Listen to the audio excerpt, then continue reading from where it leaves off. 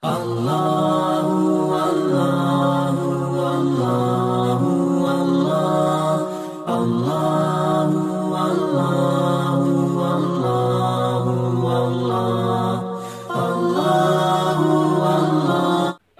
علیکم ورحمۃ اللہ وبرکاتہ۔ الحمدللہ رب العالمین والعاقبۃ للمتقین والصلاة والسلام علی اشرف الانبیاء والمرسلین، اما بعد۔ قال رسول اللہ صلی اللہ علیہ وسلم: من دل علی خیر فلہ مثل اجر فاعلہ، رواہ مسلم۔ محترم ناظرین کرام، ہم میں سے کون شخص یہ نہیں چاہتا ہے کہ ان کے نامہ اعمال میں بہت زیادہ نیکیاں آ جائیں، کم وقت میں وہ بہت زیادہ نیکیاں کما لے۔ ہر شخص چاہتا ہے کہ کم وقت میں وہ بہت زیادہ نیکیاں حاصل کر لے، لیکن کیا کبھی آپ نے سوچا ہے کہ ہم کم وقت میں نیکیاں زیادہ کیسے حاصل کر سکتے ہیں؟ نہیں، تو آج ہم آپ کو بتائیں گے کہ آپ چھوٹی سی محنت کے ذریعہ بہت زیادہ نیکیاں حاصل کر سکتے ہیں۔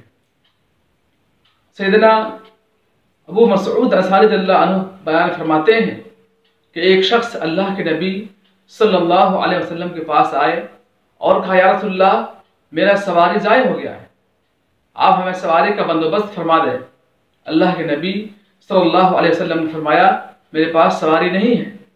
اتنے میں ایک صحابی آتے ہیں اور کہتے ہیں: یا رسول اللہ، میں ایک ایسے شخص کو جانتا ہوں جو اس کی سواری کو مہیا کر دے گا۔ اللہ کے نبی صلی اللہ علیہ وسلم اس وقت فرمایا: من دل علی خیر فلہ مثل اجر فاعلہ، جس شخص نے کسی آدمی کو کسی بھلائی اور خیر کی طرف رہنمائی کی تو اس بھلائی کرنے والے کو بھلائی جو شخص عمل کرے گا اس کے برابر ثواب دیا جائے گا۔ یہ حدیث پاک صحیح مسلم کی ہے، اور یہ حدیث پاک بتاتی ہے کہ خیر کی طرف رہنمائی کرنا، کسی کو اچھے کام کی طرف رہنمائی کرنا، بتانا، یہ ویسے ہی ہے جیسے کوئی آدمی کوئی خیر کام کرتا ہو، یعنی اتنا ہی اس کو ثواب ملنے والا ہے۔ آپ مثلا سمجھیں کہ آپ نے کسی آدمی کو رغبت دلائی کہ اللہ کے راستے میں خرچ کرنا یہ اللہ تعالیٰ کے ہاں جہنم سے بچنے کا بہت بڑا سبب میں سے ایک سبب ہے، لہٰذا آپ کے کہنے پہ کسی شخص نے 10 روپے خرچ کیا۔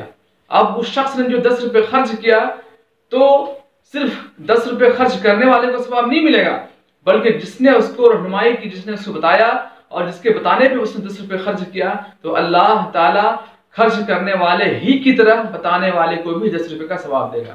ایسے ہی کوئی آدمی بے نمازی تھا، آپ نے اس کو تبلیغ کیا اور وہ شخص نمازی بن گیا، تو جب تک وہ نماز پڑھے گا جتنا ثواب نماز پڑھنے والے شخص کو ملے گا، بعینہ وہی ثواب جو ہے بتانے والے کو بھی ملے گا۔ ایسے ہی کسی نے کسی کو حج کی تلقین کی اور اس شخص نے اس کے کہنے پہ حج کیا، تو گویا اللہ تعالیٰ بتانے والے شخص کو حج کرنے والے شخص کے برابر ثواب دے گا۔ ایسی عمرہ ہے، ایسے اور بھی بہت سارے کام ہیں، قرآن کی تلاوت ہے، جیسے نوافل کا اہتمام کرنا ہے اور روزوں کا رکھنا ہے۔ الغرض دنیا کے اندر جو بھی خیر کی چیزیں ہیں وہ تمام کی تمام اس میں داخل ہیں۔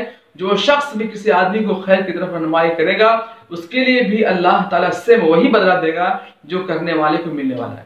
تو کتنی بڑی بات ہے، آج ہمارے پاس کتنے اوقات ہیں، سوشل میڈیا کا زمانہ ہے، اور اگر ہم چاہیں تو ہر دن کم از کم جو ہے 1 یا 2 شخص سے ضرور مل سکتے ہیں اور جس کو ہم جو ہے خیر کی تلقین کر سکتے ہیں۔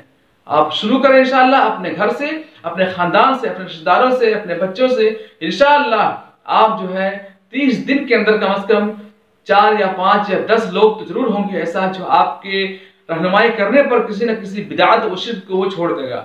تو جتنا بھی جو شخص دنیا کے اندر نیکی کرے گا، گناہ سے بچے گا، ان تمام کے تمام کا ثواب بھی آپ کو ملنے والا ہے۔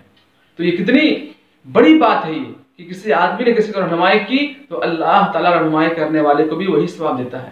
تو کوشش کریں آپ لوگوں کو خیر کی طرف رہنمائی کرنے کا۔ آج ہمارے مسلم سماج کا حال کیا ہے؟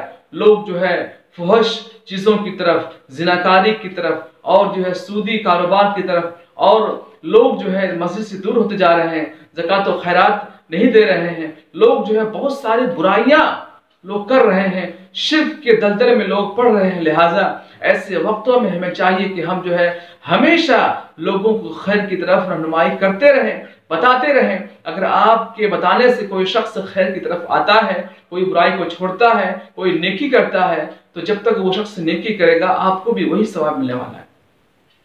تو ہوئی نا یہ کہ چھوٹا کام اور بڑی نیکیاں۔ اللہ تعالیٰ سے دعا ہے تو ہمیں جو ہے ہمیشہ لوگوں کو خیر کی طرف بلانے کی اور ہمیشہ لوگوں کو جو ہے خصوصاً جو ہے توحید کی طرف بلانے کی اور شرک اور بدعات سے جو ہے بچنے کی تلقین کرنے کی توفیق دے، آمین۔